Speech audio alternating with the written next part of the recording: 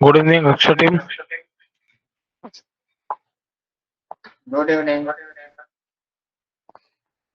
अपन 5-10 minute wait करेंगे, उसके बाद स्टार्टअप करते हैं।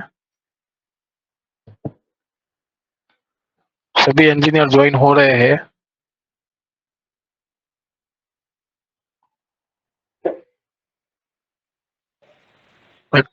5 से 10 मिनट अपने वेट करेंगे।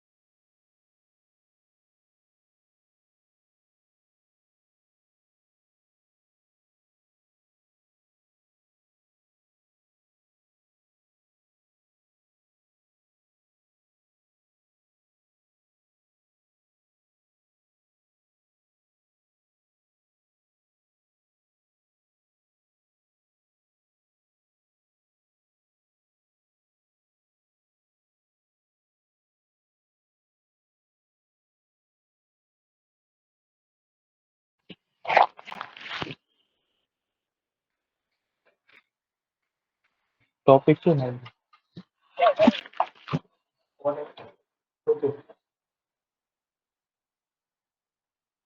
Hello, good evening all, welcome. जैसे ही आप लोग को पता है कि अपने एवरी सैटरडे एक छोटा सा सेशन रखते हैं। वो लास्ट सैटरडे कुछ टेक्निकल इश्यू की वजह से नहीं हो पाया था, डिसकंटिन्यू हो गया था। तो वो अभी आज हम ये सैटरडे अभी है तो स्टार्ट कर रहे हैं। तो टॉपिक आज का है the blue print of quality. जो मेन अपना रेफरेंस डॉक्यूमेंट है, जैसे क्यूएपी हो गया, डेटा शीट, ड्राइंग, क्या है उसका अप्रूवल, क्या होता है, कौन से कोड में अप्रूवल है, कौन कौन अप्रूवल कर सकता है, क्यूएपी को रिफर कैसे की जाती है, ड्राइंग को कैसे रिफर किया जाता है, वो सारी चीज़ों का आज एक बेसिक सेशन है। तो हम स्टार्ट करते हैं आज का सेशन और टॉपिक है the blueprint of quality. Understanding of reference documents in third-party inspections for engineers, inspectors, auditors, and QA/QC professionals. तो आप सब लोगों को पता ही है, आप सब लोग काम कर रहे हो जैसे टीपीआई फील्ड में। तो टीपीआई फील्ड क्या है, ये है अपना उसका overview. What is TPI? So TPI is an independent verification process ensuring quality and compliance with client, vendor and code requirements throughout the project life cycle. तो जैसे अब TPI का अपना काम क्या है, तो क्लाइंट का रिक्वायरमेंट और कोड स्टैंडर्ड कंप्लाई हो रहा है कि नहीं हो रहा है, वो वेंडर का मटेरियल है, वो मटेरियल प्रॉपर मैन्युफैक्चरिंग हुआ है, जो रिक्वायरमेंट है कोड स्टैंडर्ड का और अपना क्लाइंट का, तो उसके अकॉर्डिंगली अपने को इंस्पेक्शन करके वो वेरिफिकेशन करना है, वो अपना मेन रोल है। तो उसमें जो सबसे बेसिक और मेन इंपॉर्टेंट पार्ट रहता है वो है अपना रेफरेंस डॉक्यूमेंट। तो व्हाई रेफरेंस डॉक्यूमेंट्स मैटर? तो रेफरेंस डॉक्यूमेंट अपने को इंस्पेक्शन स्टार्ट करने से पहले रिफर करना क्यों जरूरी है? तो उसका जो है, तो वो मेन पॉइंट है उसका, ensure precise interpretation of technical and quality requirement. तो विदाउट रेफरेंस डॉक्यूमेंट अपने को पता नहीं चलेगा कि क्लाइंट का रिक्वायरमेंट क्या है, क्लाइंट का जो मटेरियल है उसमें उनका कोई स्पेसिफिक रिक्वायरमेंट है कि नहीं है, अगर है तो क्या रिक्वायरमेंट है, कौन सा कोड उनको चाहिए, कौन से मटेरियल उनको चाहिए, उसमें कौन सा टेस्टिंग उनको चाहिए, कोई एडिशनल रिक्वायरमेंट है कि नहीं चाहिए, वो सारी चीज़ें जो है अब वो रेफरेंस डॉक्यूमेंट में अपने को मिलता है। तो जो फर्स्ट पॉइंट है वो है एंश्योर प्रिसाइज इंटरप्रिटेशन और टेक्निकल एंड क्वालिटी रिक्वायरमेंट्स।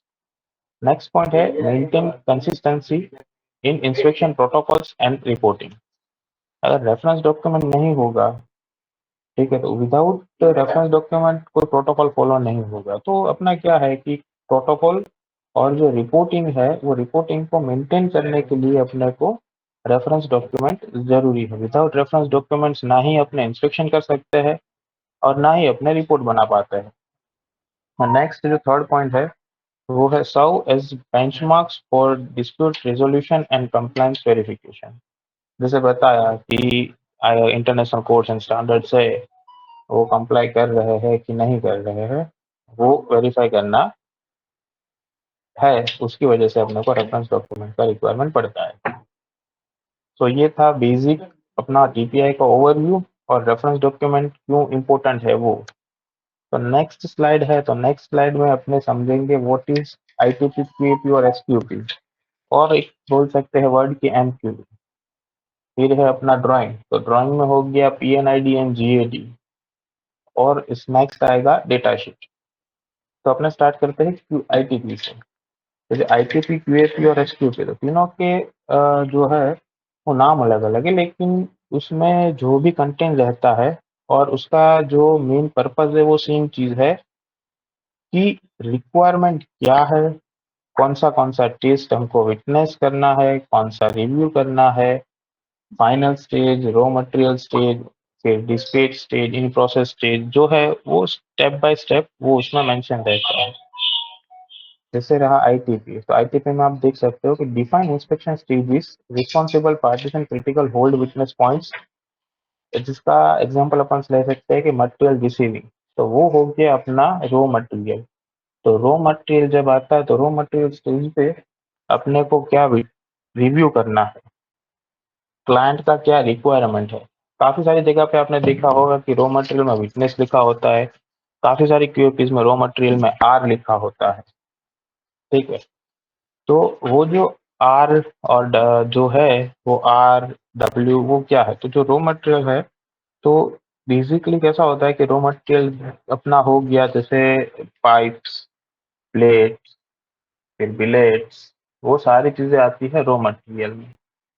तो रॉ मटेरियल जो है उसका अपने को वेरिफिकेशन करना है, और उसमें रॉ मटेरियल में कैसे चेक करते हैं, तो रॉ मटेरियल रिव्यू करना है तो उसका टेस्ट सर्टिफिकेट देखेंगे, और उसके साथ अपने रॉ मटेरियल का जो प्लेट या पाइप है वो सामने देख के उसके ऊपर जो स्टेंशिलिंग और मार्किंग होता है उसको टीसी के साथ वेरीफाई करेंगे। वेरीफाई करके मटेरियल कौन सा है वो देखेंगे, फिर उसका हीट नंबर, लॉट नंबर क्या है वो चेक करेंगे, उसके बाद उसका केमिकल प्रॉपर्टीज क्या है, मैकेनिकल प्रॉपर्टीज क्या है। अगर पाइप वगैरह कोई मटेरियल है, जैसे रॉ मटेरियल में पाइप है, तो पाइप में अपने को उसका हाइड्रो टेस्टिंग हुआ है, तो हाइड्रो टेस्टिंग है तो कितने पे हाइड्रो टेस्टिंग हुआ है, वो सारी चीजें रॉ मटेरियल के टीसी से अपने को वेरीफाई करनी है। तो ये अपना टीसी का ये सारी आ गया इनकमिंग मटेरियल इंस्पेक्शन स्टेज में। उसके बाद नेक्स्ट स्टेज आता है इन प्रोसेस स्टेज। तो इन प्रोसेस है, तो इन प्रोसेस में क्या रहता है कि जो मटेरियल मैन्युफैक्चर होता है, तो रॉ मटेरियल का कटिंग होना प्लेट्स का या पाइप का, उसके ऊपर वेल्डिंग होता है, वेल्डिंग होने के बाद उसका एनडीटी होता है, वो सारी चीजें हैं, वो सारी चीजें कंसिडर होगी इन प्रोसेस स्टेज में।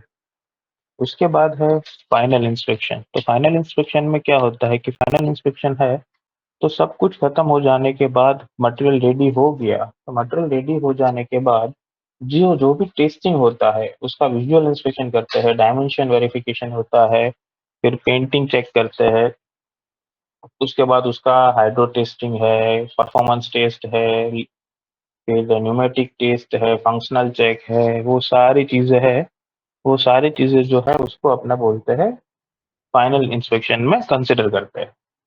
और लास्ट जो है वो है डिस्पैच, जिसको अपन प्री शिपमेंट इंस्पेक्शन भी बोल सकते हैं, जिसका दूसरा नाम है प्री शिपमेंट इंस्पेक्शन। तो प्री शिपमेंट इंस्पेक्शन और डिस्पैच दोनों सेम ही है, तो उसमें अपने को वेरीफाई करना है पैकिंग प्रॉपर हुआ है कि नहीं। फिर पैकिंग हुआ है तो उसका कोई स्पेसिफिक रिक्वायरमेंट क्लाइंट का है कि नहीं, वो सारी चीज़ें क्यूएपी में वो लोग मेंशन करते हैं। तो ये अपने को क्यूएपी रिफर करना इम्पोर्टेंस है सिर्फ और सिर्फ इसी वजह से कि क्लाइंट का प्रॉपर रिक्वायरमेंट समझ सके, और क्लाइंट का रिक्वायरमेंट समझ के अपने उस पे वर्क करके इंस्पेक्शन करके क्लाइंट का जो रिक्वायरमेंट है वो सेटिस्फैक्ट्री अपने फुलफिल करना है। उसकी वजह से अपने को रेफरेंस डॉक्यूमेंट में क्यूएपी है वो रिफर करना जरूरी है। उसके बाद जो अपना स्टेज है, सॉरी दूसरा डॉक्यूमेंट है, वो है ड्राइंग्स। तो there are generally two types of drawing. अपना ड्राइंग काफ़ी सारे होते हैं, लेकिन अपने टीपीआई में मोस्टली जो ड्राइंग यूज होते हैं वो दो टाइप के हैं। एक है पीएनआईडी ड्राइंग और दूसरा है जीवीडी ड्राइंग। तो जो पीएनआईडी ड्राइंग है उसका फुल फॉर्म है पाइपिंग एंड इंस्ट्रूमेंटेशन डायग्राम, और उसमें वो होता है टिपिकली लाइन डायग्राम होता है, जिसमें कौन से जगह पे कौन सा इंस्ट्रूमेंट लगेगा, कौन सा वॉल लगेगा, पाइपिंग है तो पाइपिंग का डायरेक्शन क्या होगा, बीच में वॉल आता है तो वॉल, इंस्ट्रूमेंटेशन है जैसे प्रेशर गेज हो गया, कोई मीटर हो गया, फिर कोई इलेक्ट्रिकल है तो उसमें स्विच गियर है तो स्विच हो गया, उसका वायरिंग डायग्राम हो गया, वो सारी चीज़ें आती है पीएनआईडी में। उसके बाद जो सेकंड ड्राइंग है वो है जीएडी, जिसका फुल फॉर्म है जनरल अरेंजमेंट ड्राइंग। तो वो ड्राइंग है उसमें आपको मोस्टली दिखेगा, आप उस पे से वेरीफाई कर सकते हो, डायमेंशन है, उसका एमओसी है। और डायमेंशन और एमओसी के अलावा जनरल ड्राइंग में उसमें कोई ऐसा पोर्शन है जिसको हाईलाइट करके उसका अपने को डायमेंशन, या फिर उसका डिग्री है तो डिग्री, एंगल है तो एंगल, वो सारा चीज़ है वो स्पेसिफिकली अगर मेंशन करना है तो वो हाइलाइटेड पार्ट भी जीएडी में मेंशन रहता है। उसके बाद जो अपना डॉक्यूमेंट है वो है technical data sheet, TDS technical data sheet है, जिस जो अपना को रिफर करते हैं जस्ट बिकॉज ऑफ उसमें सारा का सारा रिक्वायरमेंट रहता है, जैसे कि प्रेशर और टेम्परेचर रेटिंग क्या है, डायमेंशन कौन सा है, परफॉर्मेंस का रिक्वायरमेंट कौन सा है, फिर कंपोनेंट का है तो वो उसका लाइफ साइकिल कितना है, वो क्लाइंट के साथ रिक्वायरमेंट के अकॉर्डिंगली कौन से इंटरनेशनल कोड्स और स्टैंडर्ड्स को फॉलो करता होना चाहिए मटेरियल, वो सारी चीज़ें टेक्निकल डेटा शीट में अपने को मेंशन की हुई मिलती है। नेक्स्ट अपने जाएंगे तो जो है, आपने देखा होगा कि ये रहता है डॉक्यूमेंट ट्रांसमिटर, और उसमें डॉक्यूमेंट ट्रांसमिटर में ये सीआरएस भी रहता है। तो डॉक्यूमेंट ट्रांसमिटर क्या है और सीआरएस क्या है, उसके बारे में अपना थोड़ा डिस्कस करते हैं। तो जो डॉक्यूमेंट ट्रांसमिटर है, वो डॉक्यूमेंट ट्रांसमिटर है वो एक पूरा फॉर्मल प्रोसीजर है जो डॉक्यूमेंट बनने से लेके जिस वेंडर ने डॉक्यूमेंट बनाया या फिर पीएमसी ने डॉक्यूमेंट बनाया या फिर क्लाइंट का डॉक्यूमेंट है, तो ट्रांसमिटर में आपको वो सारा हिस्ट्री मिलता है, ठीक है। और जिससे कि उसका प्रोसीजर बनाने वाला पर्सन कौन है, फिर उसको रिव्यू करने वाला कौन है, फिर उसको अप्रूवल करने वाला कौन है, फिर अगर अप्रूव किया तो प्रॉपर है, तो अप्रूव किया तो कौन से कोड स्टैंडर्ड पे किया, वो कोड स्टैंडर्ड जो है वो कौन से कोड में किया, कोड 1 2 3, उसका डिस्कशन अपन नेक्स्ट स्लाइड में करेंगे, ठीक है। तो ये जो डॉक्यूमेंट ट्रांसमिटल है वो एक फॉर्मल प्रोसीजर है। जैसे आप पढ़ सकते हैं कि formal procedure for sending and receiving project documents including crucial tracking and revision control to maintain version integrity. तो जैसे कि किसी ने प्रोसीजर बनाया, वेंडर ने प्रोसीजर बनाया, बीच में पीएमसी है तो वेंडर ने प्रोसीजर बना के पीएमसी को भेजा, पीएमसी ने भेजा तो वेंडर का डॉक्यूमेंट का रिवीजन है, फर्स्ट टाइम है वो 00 है, रिवीजन 00, डॉक्यूमेंट नंबर XYZ। वो जो डॉक्यूमेंट है वो डॉक्यूमेंट बना के अप्रूवल के लिए वेंडर ने पीएमसी को या क्लाइंट को भेजा। अगर क्लाइंट को वो उनके रिक्वायरमेंट के हिसाब से सेटिस्फैक्टरी लगता है तो क्लाइंट या पीएमसी अप्रूव करेंगे। इफ अगर उसमें कोई रिक्वायरमेंट है चेंजेस करने के, तो क्लाइंट हो या फिर पीएमसी हो, वो उसमें एक कमेंट डालेंगे, वो कमेंट डाल के वेंडर को रिवर्स करेंगे। फिर उसके बाद वो रिवीजन वेंडर है वो रिवीजन करके फिर से अप्रूवल के लिए भेजेगा।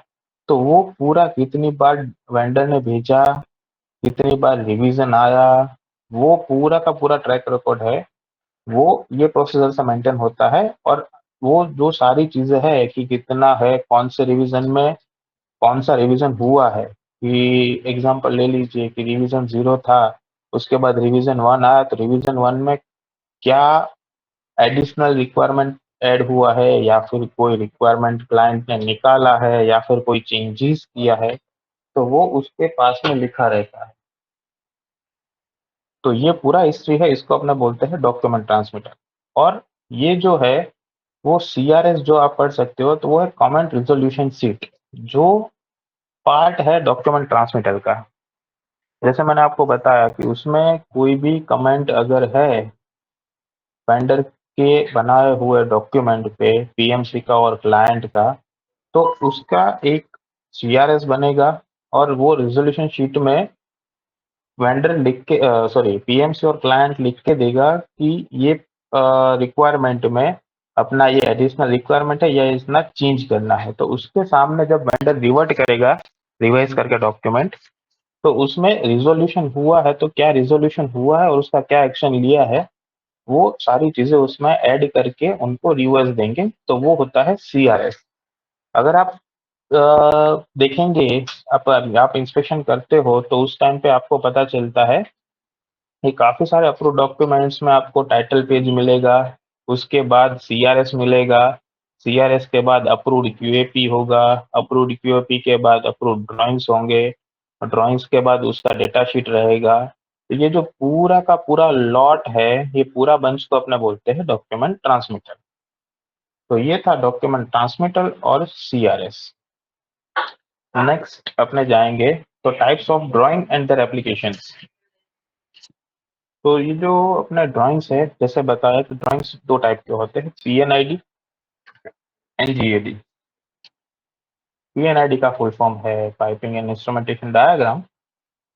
तो उसको जैसे लिखा है कि schematic showing piping walls and instrumentation essential for understanding for flow path, interlocks and functional verification during process oriented inspection। तो जैसे आपके सामने ये पीएनआईडी है तो उसमें देख सकते हैं कि पूरा का पूरा फ्लो डायग्राम के साथ दिया है कि कौन सी जगह से अपना इनलेट है, कौन सी जगह पे क्या लगा हुआ है।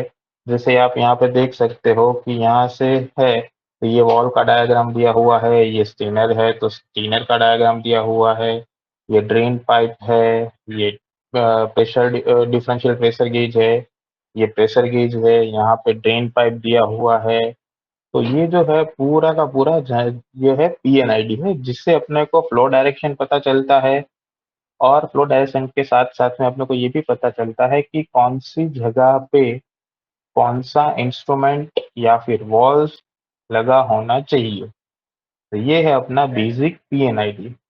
तो जब आप पीएनआईडी रिफ़र करते हो, तो उस टाइम पे आपको ये सारे के सारे जो सिंबल्स यहाँ पे लगे हुए हैं, तो जैसे ये सिंबल हो गया, ये एक्स जैसा बना है डमरू जैसा, तो वो सिंबल किसका है? उसके बाद ये जो बना है सिंबल उसके ऊपर 2 राउंड है, एक ब्लैंक है और एक में ब्लैक लगा हुआ है, ये सिंबल किसका है? वो सारी चीज़ों का आइडिया रहना चाहिए। अगर आपको नहीं आइडिया है वो सारी चीज़ों का कि वो सारी चीज़ें क्या है, कैसे उसको रीड करते हैं, वो सिंबल किसका है, तो उसके लिए भी आप है ना जो वो रिफ़र करेंगे पीएनआईडी। तो पीएनआईडी जब आप रिफ़र करते हो तो पीएनआईडी में इसी तरह से आपको सारा का सारा जो है वो उसका फुल फॉर्म दिया रहता है। ये जो है तो वो सिमेट्रिक है, फिर रन आउट है, फिर उसका प्रोफाइल कैसा है, पोजीशन है, परपेंडिकुलर है या पैरेलल है, वॉल का इंस्पेक्शन सॉरी वॉल का सिंबल है, प्रेशर गेज का है या फिर डिफरेंशियल प्रेशर गेज है। जो सारी चीज़ें हैं, वो ऑलरेडी पीएनआईडी में मेंशन रहती है। उसके बाद नेक्स्ट अपन आगे बढ़ेंगे तो वो है जीएडी। तो जैसे बताया जीएडी होता है जनरल अरेंजमेंट ड्राइंग। तो फिजिकल लेआउट है, उसमें तो डायमेंशन है, तो डायमेंशन अपने को पता चलता है, उसमें मार्क करके दिया होता है कि इतना इतना डायमेंशन है, ये लेंथ है, ये थिकनेस है, फिर उसका ये विड्थ है, जो भी है मटेरियल का, वो सारी चीज़ें उसमें क्लियरली मेंशन किया होता है। उसके अलावा मेन चीज़ की ओरिएंटेशन है, डायमेंशन और जैसे कि आप पढ़ेंगे critical for checking overall dimension, orientation and installation clearance during site verification. ठीक है, तो आप जब वो जीएडी चेक करते हो, तो आप देखेंगे कि जीएडी में आपको पता चलेगा कि कौन-सा उसका ओरिएंटेशन है, कोई नोज़ल लगा हुआ है, कोई वेंट लगा है, कोई ड्रेन लगा हुआ है, तो वो सारी चीज़ों का डायमेंशन है, फिर उसका ओरिएंटेशन है। उसके अलावा मेन चीज़ जो रहता है, वो दिया होता है उसका टेक्निकल डेटा। जैसे एग्ज़ाम्पल अपने ले लेते हैं कि वाल का जीएडी अगर आप रिफ़र कर रहे हो, तो वाल के जीएडी में आपको जीएडी के साथ-साथ में प्रॉपर उसका डायमेंशन ड्राइंग में मेंशन किए हैं। उसके अलावा एक जो मेन डायमेंशन का टेबल रहता है, वो भी प्रोवाइड करते हैं कि उसका ओडी कितना है, आईडी कितना है फ्लांज का, फिर उसका बॉल है तो बॉल का मट उसके अलावा एमओसी भी वो लोग प्रोवाइड किया होता है जीएडी में।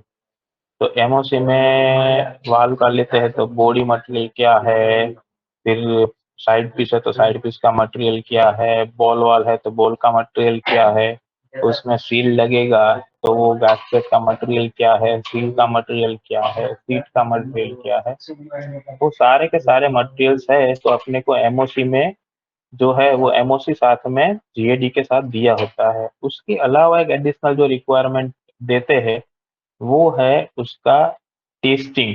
तो कितने प्रेशर पे टेस्टिंग करना है, कौन-सा टेस्टिंग करना है, टेस्टिंग पैरामीटर्स भी दिए रहते हैं। वो होता है इंजीनियर के कन्वीनिएंट के लिए। जब आप जीएडी रिफ़र करते हो, तो अपना सबसे पहला रिफ़र करने के लिए अपना सबसे पहला जो बेसिक स्टेप है वो है अपना जो उसका नंबर है, जीएडी का नंबर। वो जीएडी नंबर वेरिफिकेशन करना है अपने को, उसका रिवीजन कौन सा है वो चेक करना है। वो चेक करने के बाद उसका ड्राइंग का डायमेंशन और एमओसी वगैरह डिफर करना स्टार्ट करना है अपने को। ठीक है, नेक्स्ट जो है तो जैसे अब मैंने बताया कि ये सारे डॉक्यूमेंट्स है वो अप्रूव्ड होने चाहिए।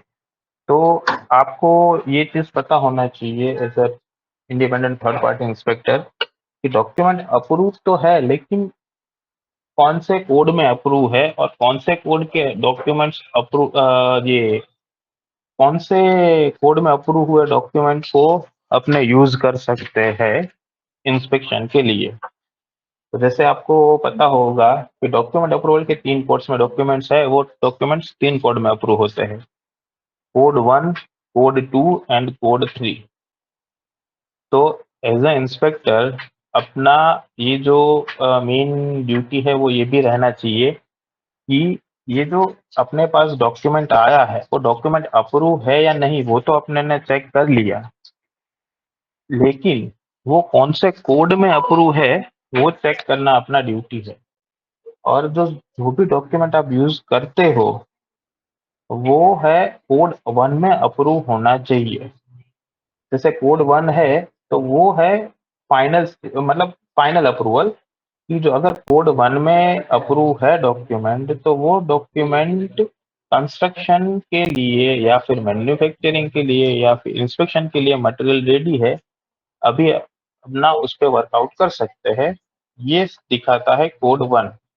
लेकिन अगर डॉक्यूमेंट कोड 2 में अप्रूव है तो वो अप्रूव किया है किसी भी क्लाइंट ने या पीएमसी ने, किसी ने भी वो डॉक्यूमेंट तो अप्रूव किया है, लेकिन उन्होंने विथ कमेंट अप्रूव किया है। तो जिसका मतलब है कि इंस्पेक्शन स्टार्ट करने से पहले अगर कोई भी डॉक्यूमेंट कोड 2 में अप्रूव हुआ दिखता है तो अपने को एक चीज करना है कि क्लाइंट का अप्रूवल लेना है कि सर ये डॉक्यूमेंट जो मुझे मिले हैं, जो मैं रिफर कर रहा हूँ, वो सारे रेफरेंस डॉक्यूमेंट कोड 2 में अप्रूव हुए हैं। उसमें जो कमेंट है वो कमेंट का रेजोल्यूशन नहीं आया है और उसके बाद रिवीजन करके डॉक्यूमेंट हमें नहीं मिला है।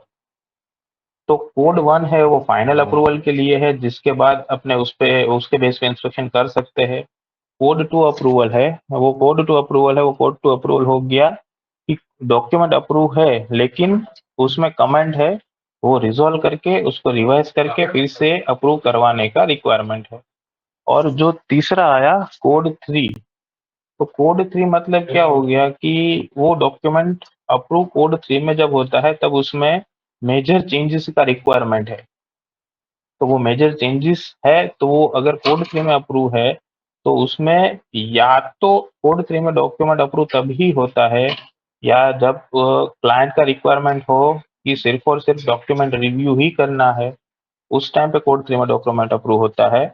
और अगर कोई मेजर चेंजेस करने हो कि काफ़ी सारे वेंडर्स ऐसा करते हैं कि डॉक्यूमेंट जब बनाते हैं लाइक क्यूएपी, तो क्यूएपी में सारे स्टेज रिव्यू में डाल देते हैं, लेकिन क्लाइंट का रिक्वायरमेंट होता है कि मेरे को सिर्फ रॉ मटेरियल और in process 2 stage he review में चाहिए, फाइनल स्टेज विटनेस करवाना है।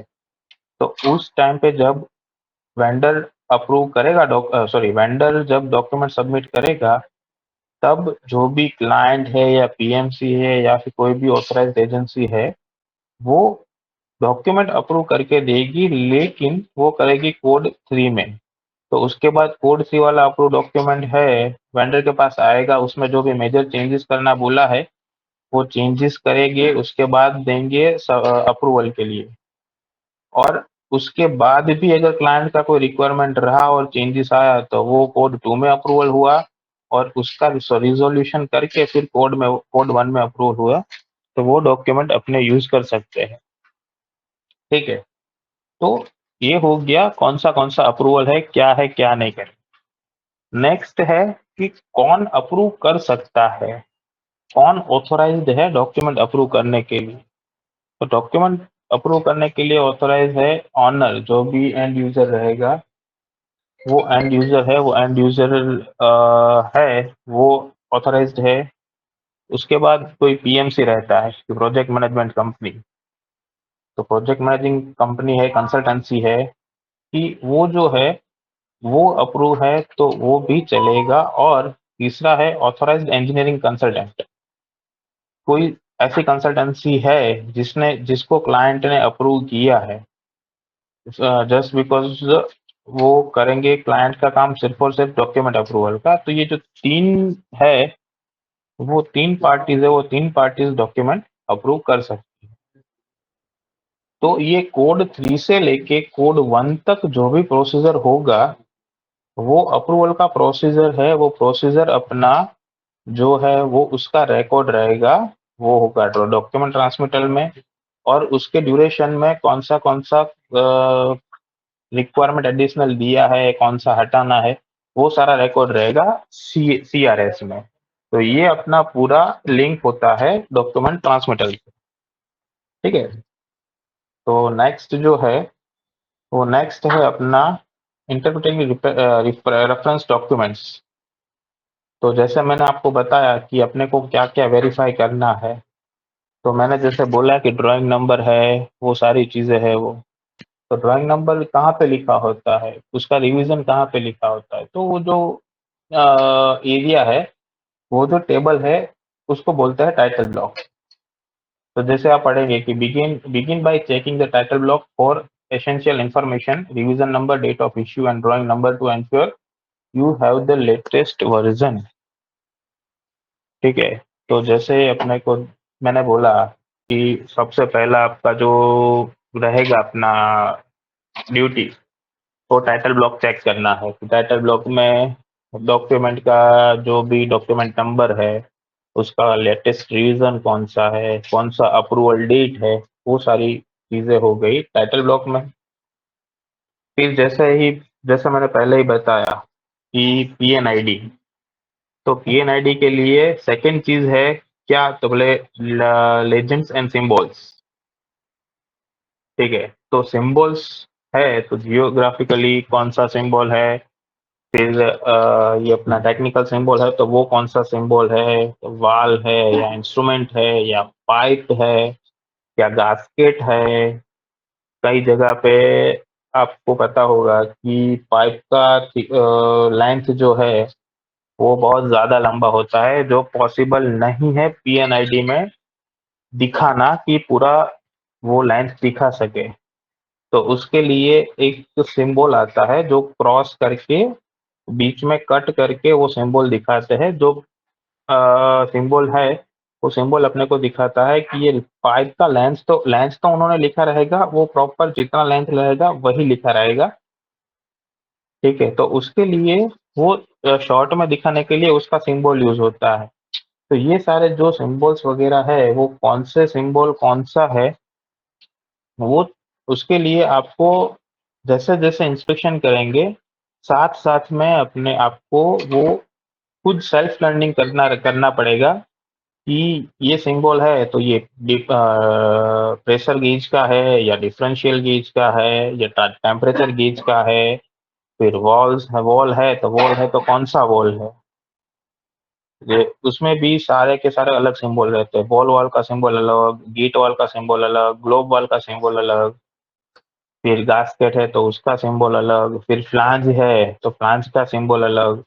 तो वो कौन सा सिंबल कौन सा है, वो जब तक सेल्फ लर्निंग से अपन नहीं सीखेंगे तब तक अपने को पता नहीं चलेगा। तो उसके लिए भी क्या है कि जैसे जैसे आप ड्राइंग रिफर करते जाएंगे PNID, तो आपको पता चलता जाएगा कि ये जो सिंबल है ये इसी चीज का है। तो आपको जब आप सीख जाएंगे तो आपको वो क्या बोलते हैं कि वो अपने आप को वो जरूरत नहीं पड़ेगा आपको वेरीफाई करना, ठीक है। उसके बाद है क्रॉस वेरिफिकेशन पैरामीटर्स।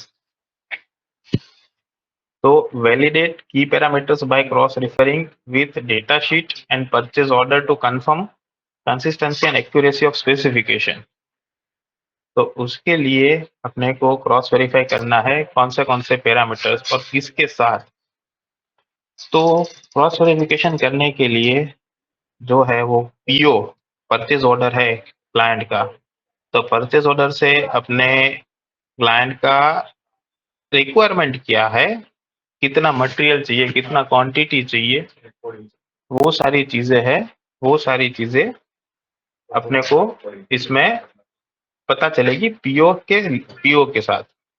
उसके बाद जो है वो आएगा, वो होगा PNID।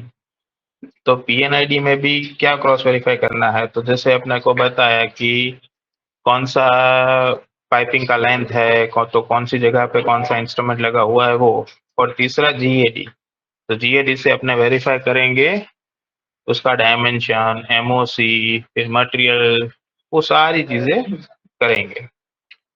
फिर जब बात आएगी आईटीपी की, तो आईटीपी में जनरली देखा होगा आपने कि आईटीपी के जगह जहां भी अपना टीपीआई का स्कोप होगा, वो टीपीआई के स्कोप में आपने ये सारे के सारे एनोटेशंस देखे होंगे कि आर लिखा है, आर आर लिखा है, आर डब्ल्यू लिखा है, फिर डब्ल्यू लिखा है, पी लिखा होता है, एच लिखा होता है। तो वो चीज क्या है?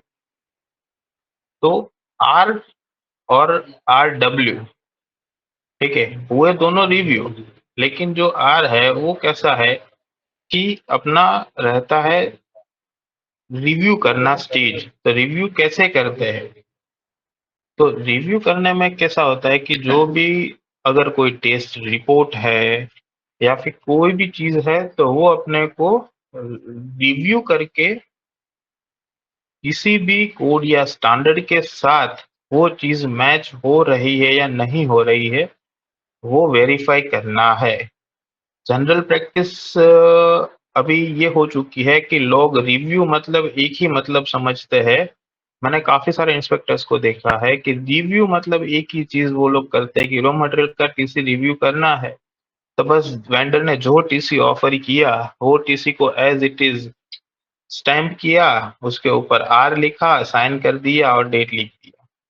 तो ये सिर्फ एक साइनिंग का प्रोसीजर हुआ। जबकि रिव्यू का प्रोसीजर ये है कि अगर आप रिपोर्ट रिव्यू कर रहे हो या टीसी रिव्यू कर रहे हो, तो उस पे जो मटेरियल लिखा है, वो मटेरियल, उसका हिट नंबर, लॉट नंबर है वो, उसके बाद उसका केमिकल फिजिकल प्रॉपर्टीज है वो, तो वो सारी चीजें जो है वो अपने को रिव्यू करके वेरीफाई करना रहता है। जैसे मटेरियल है तो एग्जांपल ले लीजिए कि मटेरियल अपना है IS 2062 प्लेट, ठीक है।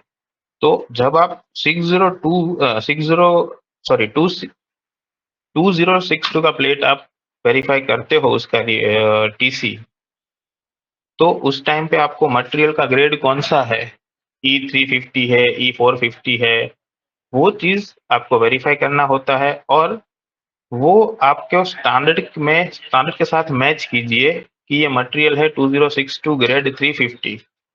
तो जो 2062 ग्रेड 350 का केमिकल प्रॉपर्टीज, मैकेनिकल प्रॉपर्टीज, वो सारी चीजें है, वो मटेरियल स्पेसिफिकेशन है उसके साथ मैच कर रही है या नहीं कर रही है, वो मेंशन चेक कीजिए। फिर लॉट नंबर और हीट नंबर है, तो उसको वेरीफाई कीजिए आप उनके इंटरनल डॉक्यूमेंट्स के साथ।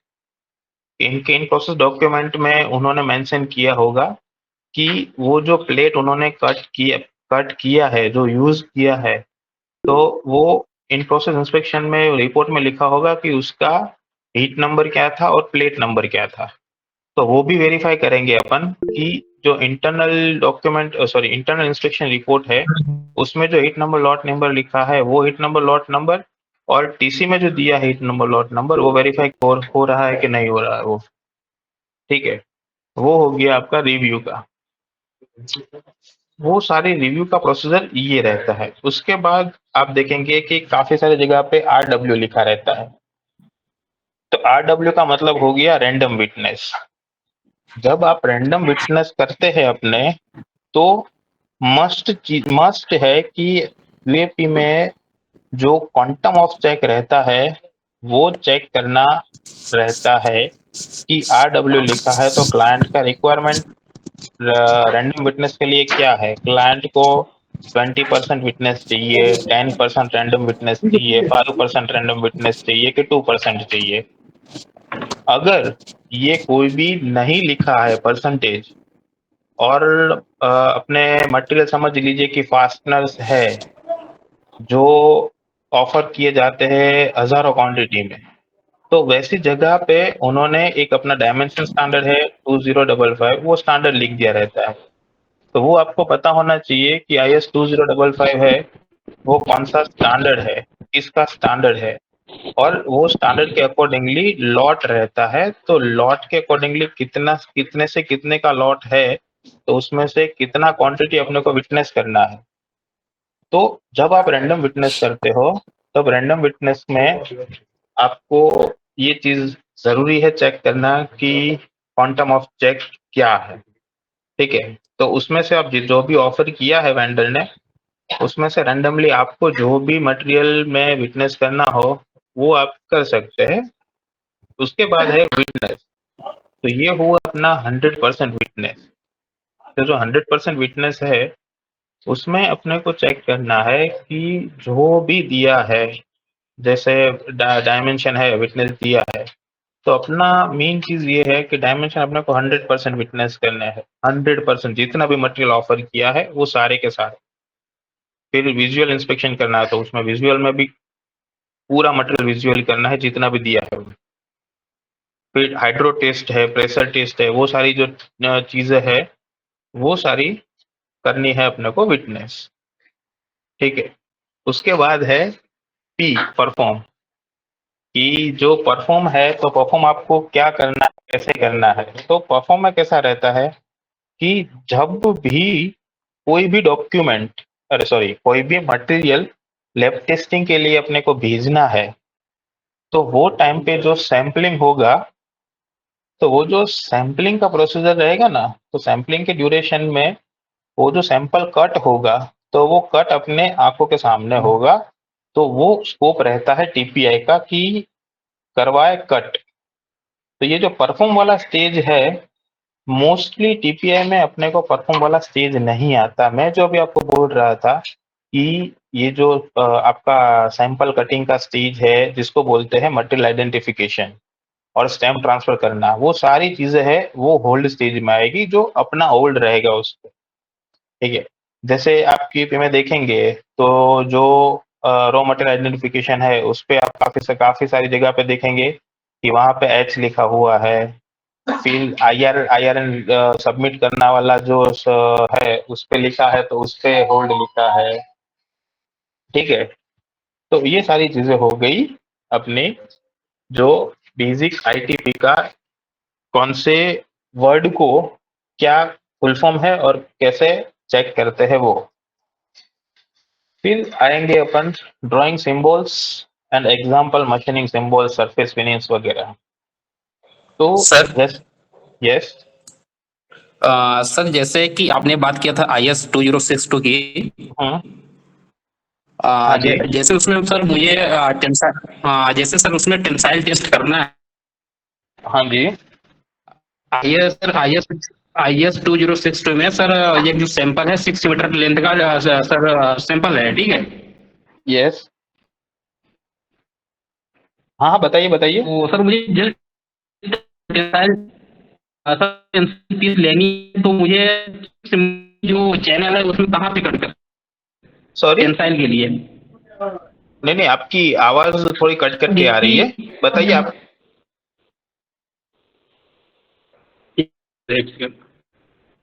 हेलो। हाँ सर हाँ सर मैं ये बोलना चाहता हूँ जैसे कि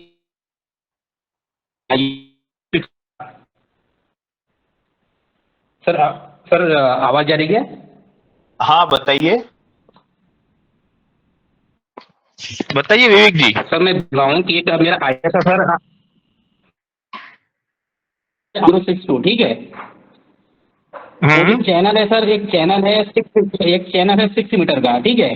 हाँ, उस चैनल से सर मुझे टेंसाइल टेस्ट का टेस्ट करना है।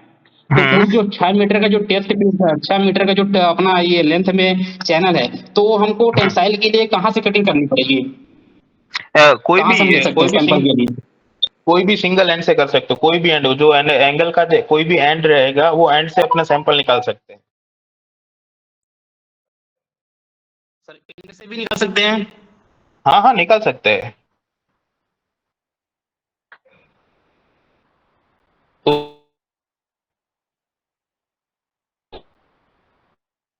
Hello. Continue sir. Okay okay जी सर, कंटिन्यू कंटिन्यू कीजिए सर। ओके। तो ये है ड्राइंग सिंबल्स एंड एग्जांपल। तो क्या है कि ड्राइंग में आप देखेंगे तो काफी सारे सिंबल्स रहेंगे उसमें। मोस्टली ये जो सिंबल है, तो वो जैसे मैंने बताया आपको कि आपको जैसे जैसे सेल्फ लर्निंग से सीखेंगे कि कौन सा जो सिंबल है वो किसका है। जैसे यहाँ पे एग्जांपल में आप देख सकते हो कि एंगुलरिटी है, सर्कुलरिटी है, कॉन्सेंट्रिसिटी है, फिर फ्लैटनेस है, परपेंडिकुलरिटी है, फिर पैरेललिटी है, पोजीशन है, वो सारी चीजें है। वो ये जो है वो आपके ड्राइंग्स में सिंबल्स रहेंगे। उसके अलावा जो एक सिंबल है वो जो रहता है जीएडी में, वो रहता है उस आपका सरफेस फिनिश का। तो सरफेस फिनिश है, तो सरफेस फिनिश कौन से टाइप का रिक्वायरमेंट है, वो दिया रहता है एज अ ट्राइंगल फॉर्म। कि कोई भी जगह पे है तो वो कोई भी सरफेस है तो वो सरफेस उनको उसका फिनिश कैसा चाहिए। तो सिंबल्स है तो काफी सारी जगह पे 3 ऐसा लिखा होगा RA3.2, या फिर काफी सारी जगह पे मैंने जैसे बताया कि उल्टा ट्राइंगल जिसका कोई भी एक पॉइंट है, वो उल्टा ट्राइंगल बना के जो पॉइंट सरफेस पे टच हो रहा है, ठीक है, वो क्या है कि एक ट्राइंगल है, 2 ट्राइंगल है, 3 ट्राइंगल है, उसके अकॉर्डिंगली वो पूरा मशीनिंग का सिंबल रहता है। उसके बाद वाल्स एंड इंस्ट्रूमेंटेशन है, जैसे अपने पीएनएलडी में बात किया कि वाल्स का और इंस्ट्रूमेंटेशन का सिंबल है, वो है। फिर है जीएडी में, तो मैंने जैसे बताया कि क्लाउड करके ए करके लिखा होगा, तो वो जो है वो सिंबल जो सेक्शन है, कोई ऐसा सेक्शन कि जिसका स्पेसिफिक डायमेंशन का क्रिटिकल है, वो उनको रिक्वायरमेंट है, तो वो भी क्रॉस सेक्शनल व्यू करके दिया होगा। तो ये सारे ड्राइंग्स के सिंबल्स एग्जांपल्स है कि वो जो है वो जैसे जैसे आपको पता चलेगा कि कौन सा है, तो उसके अकॉर्डिंगली आप फिर इंस्पेक्शन में उसको यूज कर सकते हैं।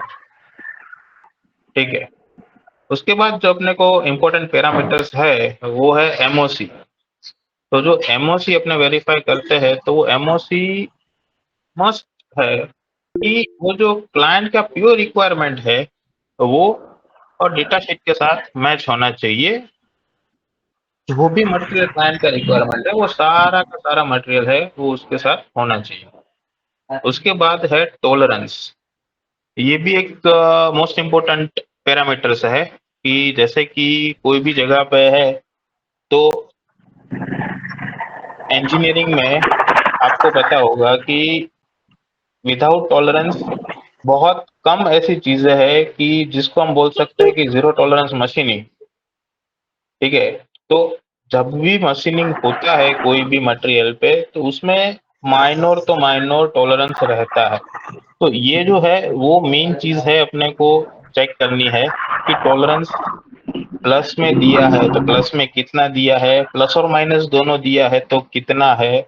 और अपने को ये वेरीफाई करना है कि उसके डायमेंशन जो एक्चुअल डायमेंशन प्लस टॉलरेंस वो दोनों मिला के सेटिस्फैक्ट्री अपने को मिलते हैं या नहीं मिलते हैं। उसके बाद है टेस्ट का डेट एंड सर्टिफिकेट का डेट। जैसे टेस्टिंग के रहा तो काफी बार ऐसा होता है कि वेंडर अपने को दे देता है रॉ मटेरियल का टीसी, जो टीसी बना हुआ है 2011 का, और वेंडर अपने को ऑफर कर रहा है आज की डेट में इंस्पेक्शन के लिए। तो वो एक वहां पे क्वेरी रेज होना चाहिए अपने साइड से कि अगर ये मटेरियल का टीसी आपके पास 2011 से है, तो उसके अकॉर्डिंगली उसका मटेरियल का क्वांटिटी कितना है वो अपने को उनके पास से मांग सकते हैं, और उसका ट्रेसेबिलिटी मांग सकते हैं अपने। ठीक है। तो वो डेट कौन सा है वो भी अपने को चेक करना है डॉक्यूमेंट में। और स्पेशली जब जो है वो इंस्पेक्शन के बाद जब कैलिब्रेशन सर्टिफिकेट अपने मांगते हैं, उसमें होना चाहिए कि उसका कैलिब्रेशन का डेट कौन सा है और ड्यू डेट कौन सा है। ठीक है। तो वो जो है वो टेस्ट सर्टिफिकेट है, तो टेस्ट सर्टिफिकेट का डेट कौन सा है, कैलिब्रेशन सर्टिफिकेट का कैलिब्रेशन का डेट कौन सा है और ड्यू डेट कौन सा है, वो सारी चीजें अपने को ये इंपॉर्टेंट पैरामीटर्स है ध्यान में रखने के लिए। उसके बाद है alignment of result. All test result must match with data sheet and project specification. तो जो भी अपने को रिजल्ट मिलते हैं टेस्टिंग का, तो वो टेस्टिंग का रिजल्ट होना चाहिए डेटा सेट के अकॉर्डिंगली और प्रोजेक्ट स्पेसिफिकेशन के अकॉर्डिंगली। ये जो है चेकलिस्ट फोकस, तो ये है अपनी इंजीनियर की कन्वीनियंट के लिए, कि अपने कन्वीनियंटली इंस्पेक्शन खत्म कर सके, उसके लिए जब भी आप इंस्पेक्शन में जाओ तो इंस्पेक्शन में जाने से पहले एक चेकलिस्ट बना लीजिए क्यूएपी को रिफर करके इंस्पेक्शन स्टार्ट करने से पहले, कि कौन सा डॉक्यूमेंट का रिक्वायरमेंट है, कौन सा टेस्ट का रिक्वायरमेंट है। तो उसके अकॉर्डिंगली आप एक चेकलिस्ट बना लेंगे, तो वो चेकलिस्ट में अपने को इजीली आप इंस्पेक्शन खत्म कर सकेंगे विदाउट एनी लोड। ठीक है, तो ये चेकलिस्ट आप बनाइए, वो बहुत इंपॉर्टेंट चीज है आप खुद के लिए। ये हो गया अपना समरी आज का, कि जो अपने ने बात किया TPI insurance independent verification of quality and compliance across all project fees. तो अपने को जैसे भी है, तो अगर फाइनल स्टेज में अपने इंस्पेक्शन में गए हैं, तो फाइनल स्टेज में गए हैं तो अपने को चेक करना है कि उसके आगे के सारे स्टेज है वो कंप्लीट हुए है कि नहीं हुए। फिर अपने ने समझा कि जो टर्मिनोलॉजी है, क्यूएपी क्या है, आईटीपी क्या है, पीएनआईडी क्या है, जीएडी क्या है, data sheet, document transmitter, comment resolution sheet, वो सारी चीजें है वो अपने ने समझी। फिर जो है वो अपने को फेमिलियर होना पड़ेगा इंटरनेशनल कोड्स एंड स्टैंडर्ड से। तो अभी अपने जो एजेंसी में मतलब जिस इंडस्ट्रीज में काम कर रहे हैं उसमें मोस्टली जो कोड्स यूज होते हैं, तो आपको पता होना चाहिए कि जो कोड यूज होते हैं वो है ASTM, ASME, AISI, फिर BACN, ISO, IES, ये सारे स्टैंडर्ड है। तो ये अपने को पता होना चाहिए कि ASTM क्या है, फिर ASME क्या है। ठीक है, तो वो अपने को पता होना चाहिए। फिर अपने ने डॉक्यूमेंट में कौन सा चीज चेक करना है, जैसे हो गया टाइटल ब्लॉक है, फिर सिंबल्स है, लेजेंड्स है, क्रॉस वेरिफिकेशन पैरामीटर्स है वो। फिर आईटीपी में जो है वो रिव्यू क्या है, रैंडम विटनेस क्या है, वो सारी चीजें। ठीक है, तो ये था आज का एक सेशन जो दिया है अपने इंजीनियर्स के लिए अरेंज किया था। ठीक है, तो यहाँ पे हम खत्म करते हैं आज का session. Thank you so much guys, आप जो आए, आपका टाइम, वैल्यूएबल टाइम निकाल के, और ऐसे ही साथ में जुड़े रहिएगा। नेक्स्ट वीक भी कोई ना कोई एक टॉपिक पे हम ऐसे फिर से मिलते रहेंगे। ठीक है, ओके गाइस, थैंक यू। हाँ जी, बताइए, काफी सारे लोगों ने हैंड रेस किए हुए हैं। निकुल भाई है, फिर शाहरुख जी है, सारे है। बताइए, आपका कोई क्वेश्चन है कि क्या है सर जी, बताइए। अभिनव सिंह जी भी है।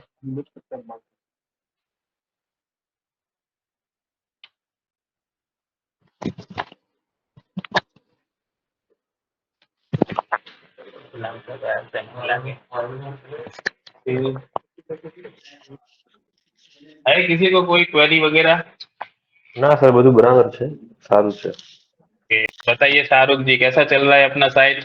इंस्पेक्शन प्रॉपर चल रहा है कि नहीं चल रहा है? हाँ सर, सही सही चल रहा है सर, प्रॉपर सही चल रहा है। ठीक है, ठीक है, अगर बढ़िया कुछ से ऐसा रहे तो बता देना, ठीक है, कॉल कर। ओके। थैंक यू गाइस, मिलेंगे नेक्स्ट वीक सैटरडे।